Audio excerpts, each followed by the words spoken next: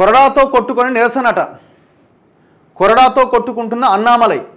తమిళనాడులో శాంతి భద్రతల పరిస్థితిపై బీజేపీ అధ్యక్షుడు అన్నామలై వినూత్న చర్య.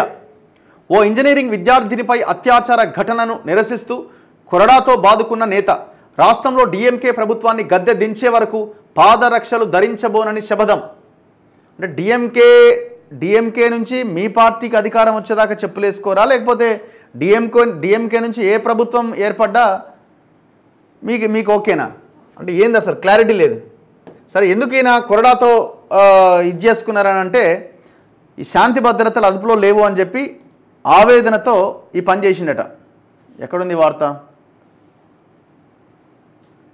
ఇగో, ఓ ఇంజనీరింగ్ విద్యార్థిని పైన జరిగిన అత్యాచార ఘటనపై తమిళనాడు బీజేపీ అధ్యక్షుడు అన్నామలై వినూత్న రీతిలో నిరసన తెలిపారు. అన్నా యూనివర్సిటీలో జరిగిన ఘటనకు ప్రభుత్వ భద్రతా వైఫల్యమే కారణమంటూ ఇందుకు నిరసనగా శుక్రవారం అన్నామలై కొరడాతో 6 సార్లు కొట్టుకున్నారు.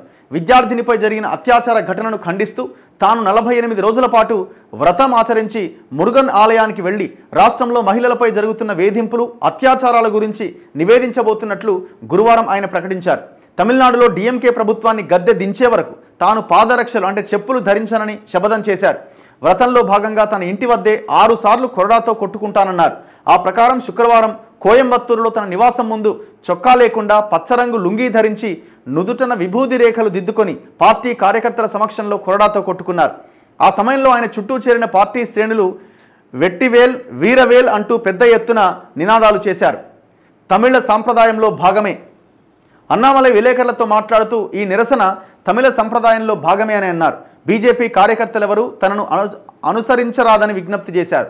మహిళా లోకానికి జరుగుతున్న అన్యాయాలను నిరోధించాలని తమిళుల ఆరాధ్య దైవమైన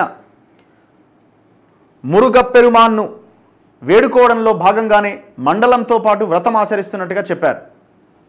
సో ఇట్లా ఆయన ఈ వినూత్న నిరసనకి శ్రీకారం చుట్టారు అన్నమాట. ఆ ఫోటో మనం ఒకసారి చూడొచ్చు.